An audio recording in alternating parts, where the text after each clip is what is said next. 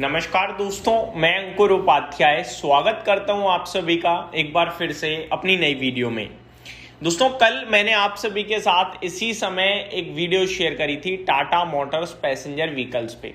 अचानक से शेयर के प्राइस में 10% का क्रैक देखने को मिला था हमें, और रीजन था JLR की अपडेट गाइडेंस, और वो बाजार को बिल्कुल पसंद नहीं आई, जिसके बाद शेयर में वन साइडेड हमने क्रैकडाउन देखा। अब आज के सेशन में उस क्रैकडाउन के बाद और उस अपडेट के बाद ब्रोकरेजेस ने उस स्टॉक को अपने रडार पे उठाया।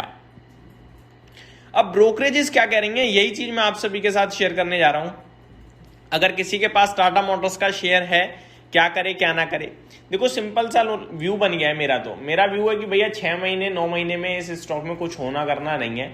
अगर कुछ हो सकता है मैक्सिमम साइड पे तो 6 महीने से 9 महीने के बीच, यानी कि कम से कम 6 महीने तो कुछ नहीं होगा। उसके बाद अगर कुछ हो सकता है तो टाटा मोटर पैसेंजर व्हीकल 400 की तरफ जा सकता है, जो मेरे को मतलब मैक्सिमम पॉसिबिलिटीज दिखती हैं। और अगर वर्स्ट केस सिनेरियो में रहा तो फिर ये 320 315 की तरफ जा सकता है। ये यही घूमेगा, कुछ नहीं है इस स्टॉक में। तो टाइम वेस्ट ना करके, बाजार में अपॉर्चुनिटीज बहुत हैं, 6 महीने 9 महीने के लिए वहां कहीं ध्यान दें या ना दें। लेकिन अगर मेरा व्यू 1.5 साल 18 महीने प्लस का है तो फिर अपॉर्चुनिटीज हैं, क्योंकि ये जो है ना, यहां से 300 रुपए तक बेस है। चाहे JLR खराब कर ले, चाहे नॉर्मल पैसेंजर खराब कर ले, चाहे फिर आपका EV खराब कर ले, ये बेस है, इसके नीचे नहीं जाएगा। और जब ये सब सही हो गया अगर, तो ये शेयर यहां से पोटेंशियल रखता है 500 प्लस। लेकिन अब टाइमिंग कर तो सकते नहीं, हम टाइम ही देना पड़ेगा। तो चूज ये करना है कि मैं 6 महीने के लिए इन्वेस्ट कर रहा हूं, 9 महीने के लिए इन्वेस्ट कर रहा हूं, या 1.5 साल 2 साल 3 साल के लिए इन्वेस्ट कर रहा हूं। 1.5 साल 3 साल के लिए कर रहा हूं तो अभी भी लगा सकता हूं, गिरावट में और ले सकता हूं। लेकिन 1 साल या 6 महीने 9 महीने के लिए कर रहा हूं तो मुझे नहीं लगता लेना चाहिए। और मेरा जो व्यू है वो यही है कि बेटर डिसीजन ये होगा कि अभी ना लिया जाए, क्योंकि 3 साल के लिए भी ले रहा हूं तो अभी क्यों लेना, 6 महीने बाद ले लूंगा। बाजार धीरे धीरे रिकवर कर रहा है, बहुत स्टॉक रिकवर कर रहे हैं, तो इस 6 महीने को क्यों ना यूटिलाइज किया जाए। तो ये मेरा पर्सनल व्यू अपना है, जो मैंने आपके साथ शेयर किया। अब आते हैं दोस्तों, डिटेल्स शेयर करता हूं इसके ऊपर। सबसे पहले जेफरीज, इन्होंने अंडर परफॉर्म की रेटिंग दे दी है टाटा मोटर्स को। इन्होंने क्या कहा है समझते हैं। 300 रुपए का इनका व्यू है। Subdued JLR FY27 guidance of 26 billion revenue, 26 billion euro revenue, 4% EBIT margin, FCF break even. तो मजा नहीं आ रहा इन्हें बिल्कुल भी, इसलिए 300 रुपए का इनका लक्ष्य है। सिटी की तरफ से तो भैया सेल की रेटिंग है, और इन्होंने कहा है 320 रुपए का लक्ष्य है। और ये भी कॉशियस बैठे हैं JLR FY27 की गाइडेंस के बाद, इन्हें भी मजा नहीं आया। नोमुरा की तरफ से न्यूट्रल की रेटिंग को मेंटेन करा गया है। इनका जो व्यू है वो 373 रुपए का है, तो इनका व्यू तब भी थोड़ा ठीक और अच्छा दिख रहा है। ये कह रहे हैं JLR FY27 guidance is slightly below estimate despite expectations of double digit revenue growth and 4% EBIT margin with FCF break even, while current valuation 3.5 times FY28 EV EBITDA is reasonable but fairly valued amid risk।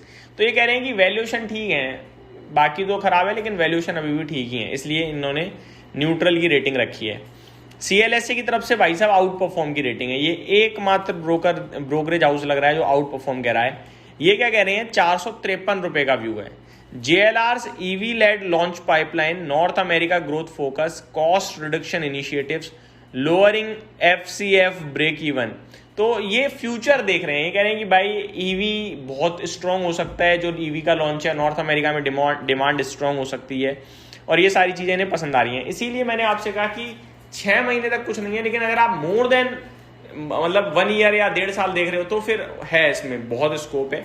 लेकिन मुझे लगता है ज्यादातर investor 6 महीने 9 महीने में तो दम तोड़ देता है, तो फिर यहाँ से आप कहीं और ध्यान देंगे तो ज्यादा पैसा बनने के चांसेस मुझे लगते हैं। अब आते हैं दोस्तों टाटा मोटर पैसेंजर व्हीकल्स के चार्ट्स पे। चार्ट्स की बात करी जाए तो एक बड़ा फॉल देखा हमने टाटा मोटर पैसेंजर व्हीकल्स में, उसके बाद साइड पे कंसोलिडेशन देखा, कंसोलिडेशन के बाद वापस से फॉल ही देख रहे हैं हम। कुछ भी याद तो नहीं है ऐसा कि मजा आ जाए।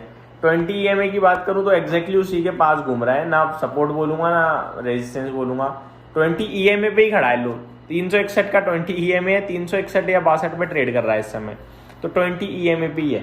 वो कुछ भी नहीं है इस स्टॉक में इस समय, अगर आप देखें तो नोटिस करने वाला, बिल्कुल डेड टाइप स्टॉक लग रहा है मेरे को। ऊपर में मैं एक आप सभी के साथ अगर लेवल शेयर करने की कोशिश करूं तो मेरे को यहाँ पे थोड़ा सा ऊपर जाके एक लेवल दिखता है अराउंड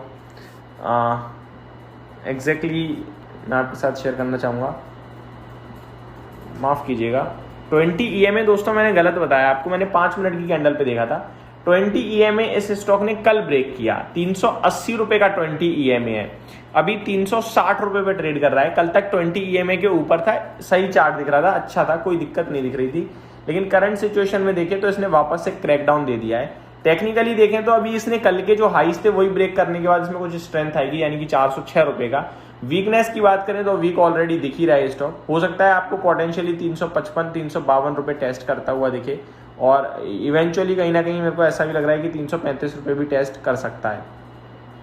तो यहाँ पे थोड़ा वीक हो गया है स्टॉक, ज़्यादा कुछ खास करने योग्य लग नहीं रहा मुझे। जिसके पास है पोजीशन होल्ड करें और लंबा व्यू रखें। शॉर्ट व्यू है तो फिर आप यहाँ से पैसा शिफ्ट कर सकते हैं।